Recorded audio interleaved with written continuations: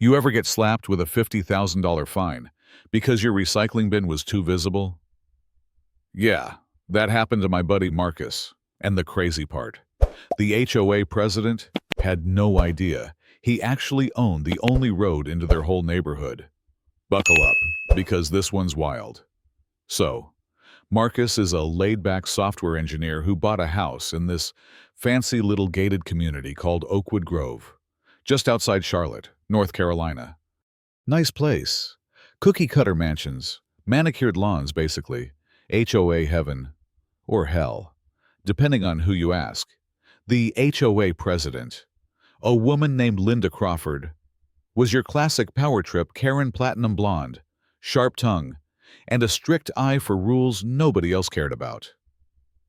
It all started when Linda sent Marcus a warning about his recycling bin being visible on the wrong day Tuesday, not Wednesday. I mean, come on.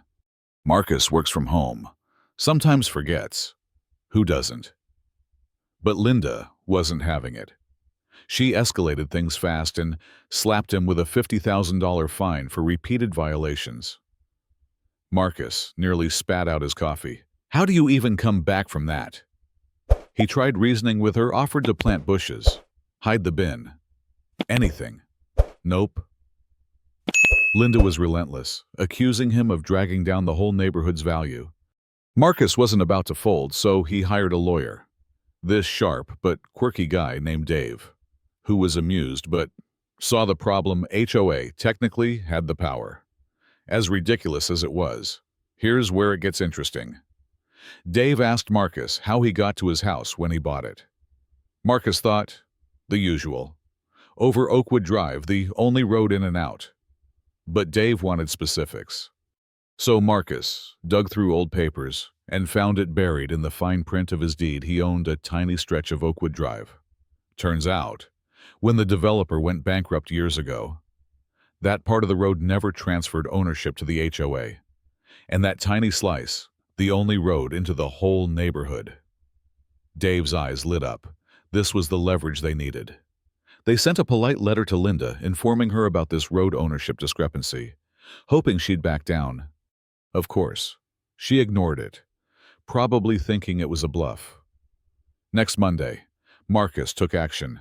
He got permits, hired a crew, and built a little toll booth right on his piece of the road, bright yellow. Simple wooden structure, nothing fancy. Then, he hired Earl, a burly but chill security guy who looked like he'd seen everything. Earl's job: collect tolls, and the fee, 50 grand per vehicle. Cash only. Cue utter chaos. Traffic backed up for miles. Neighbors screaming, horns blaring. Linda showed up, furious, demanding to tear down the toll booth. Earl blocked her path, calm as ever, pointing to the sign. Police arrived, checked the permits and deeds, and sided with Marcus. It was his private property, end of story. Word spread fast, local news, then national headlines. The whole neighborhood was in an uproar. Linda, desperate, begged Dave for a deal. Marcus agreed, but only if Linda dropped the fine, publicly apologized, and resigned her HOA presidency. After some bitter fighting, she caved. They met at Dave's office, Linda looking defeated, mumbling apologies. Marcus lifted the toll booth and transferred the road ownership to the HOA for $1. Traffic flowed. Peace returned. Neighbors cheered. But here's the kicker. Marcus bought that house, not just because it was a good deal. His ex-wife, Jenna, and her new boyfriend were living in the neighborhood. Jenna was Linda's right-hand woman, the real mastermind behind the ridiculous fine to make Marcus's life miserable. Watching the whole HOA power structure crumble. Priceless.